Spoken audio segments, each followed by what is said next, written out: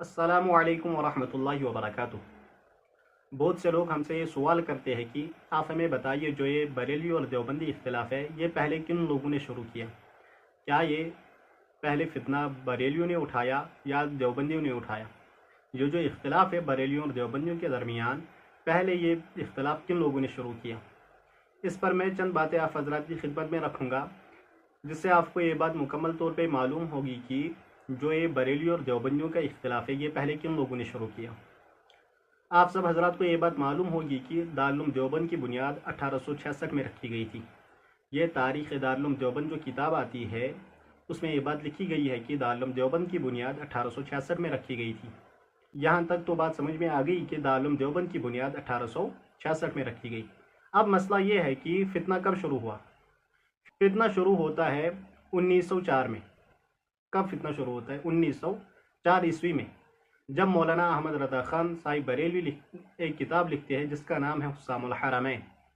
جب وہ یہ کتاب لکھتے ہیں تو پھر فتنہ شروع ہوتا ہے، یعنی جو اختلاف پہلے اٹھا وہ 1904 عیسوی میں اختلاف اٹھا، جب احمد رضا خان بریلوی صاحب نے کتاب لکھی حسام الحرمین۔ یعنی 50 سال تک دارالعلوم دیوبند کی بنیاد کے بعد 50 سال تک کوئی اختلاف ہی نہیں تھا۔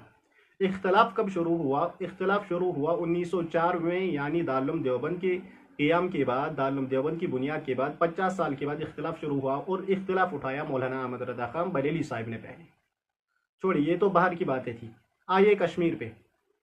کشمیر میں لوگوں کو یہ بات معلوم ہی نہیں تھی کہ فلاں بندہ دیوبندی ہے، فلاں غیر مقلد ہے یا فلاں بریلوی ہے۔ لوگوں کو یہ بات معلوم ہی نہیں تھی کہ بریلوی کیا ہوتے ہیں، دیوبندی کیا ہوتے ہیں، غیر مقلد کیا ہوتے ہیں، یا فلاں فلاں اور جماعتیں جو ہے وہ کیا ہوتے ہیں۔ کشمیر میں لوگوں کو یہ بات بالکل پتہ نہیں تھی۔ کشمیر میں ان کے ایک ذمہ دار ادارہ ایک کتاب شائع کرتا ہے، حق و باطل کی پہچان۔ وہ شائع وہ کرتے ہیں 2004 میں۔ جو یہ کتاب ان کی شائع ہوتی ہے، یہ کب شائع ہوتی ہے؟ 2004 میں یہ کتاب لکھتے ہیں، حق و باطل کی پہچان۔ سب سے پہلے کشمیر کے لوگوں کو انہوں نے بتایا کہ بریلوی کیا ہوتے ہیں، دیوبندی کیا ہوتے ہیں، غیر مقلد کیا ہوتے ہیں، اپنی کتاب حق و باطل کی پہچان سے۔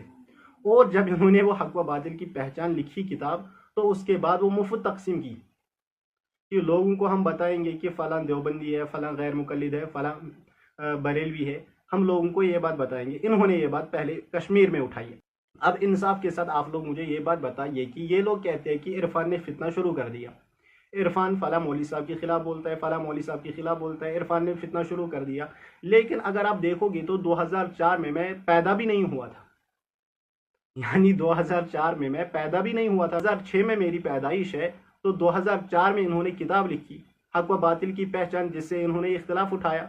لہذا آپ لوگ ہمیں بتائیے کہ یہ لوگ کہتے ہیں کہ عرفان نے فتنہ شروع کر دیا، اب آپ لوگ ہمیں بتائیے کہ فتنہ پہلے کنہوں نے شروع کر دیا؟ جب پھر ہم جواب دینے پہ آتے ہیں تو کہتے ہیں کہ فلاں نے فتنہ اٹھایا۔ آپ لوگ اب انصاف کے ساتھ مجھے یہ بات بتائیے کہ فتنہ کن لوگوں نے شروع کر دیا؟ اور ان کی اور ایک کتاب میرے پاس ہے، یہ جاء الحق۔ اس کے صفحہ نمبر 8 پر یہ لکھتے ہیں، میں آپ کو پڑھ کر بھی یہ سنا دوں۔ اس کے صفحہ نمبر 8 پر یہ لکھتے ہیں کہ آج بھی دیوبندی عام طور پر ہندوؤں کے ساتھ ہے، مگر نفرت کرتے ہیں تو مسلمانوں سے، اور ان کے حملے ہمیشہ مسلمانوں پر، خاص کر اہل حرمین پر ہی ہوئے۔ کیا لکھتے ہیں کہ دیوبندیوں کے حملے عام طور پر کن پہ ہوئے؟ علماء حرمین پہ ہوئے۔ لیکن آپ لوگ ہمیں بتائیے کہ آپ لوگ کتاب لکھتے ہیں تنویر الحجہ۔ تنویر الحجہ جو کتاب ہے وہ آپ کے ایک بہت بڑے عالم نے لکھی ہے، جسے آپ مفتی اعظم ہند کہتے ہیں۔ انہوں نے کتاب لکھی، اس میں وہ کہتے ہیں کہ حج ساکت ہے۔ لہذا بغض تو آپ لوگ علماء حرمین سے رکھتے ہیں اور الزام دوسرے پہ لگاتے ہو۔ لہذا اختلاف بھی پہلے آپ لوگوں نے شروع کر دیا اور پھر الزام دوسرے پہ لگاتے ہو۔ اسی کو کہتے ہیں نا کہ الٹا چور کوتوال کو ڈانٹے۔ لہذا چوری آپ کرتے ہو، پھر کہتے ہو کہ فلاں فلاں نے چوری کر دی۔ اختلاف آپ اٹھاتے ہو، فتنہ آپ اٹھاتے ہو، پھر کہتے ہو کہ فلاں نے فتنہ اٹھایا۔ لہذا اب آپ لوگ انصاف کے ساتھ یہ فیصلہ کریں کہ فتنہ پہلے کنہوں نے شروع کر دیا۔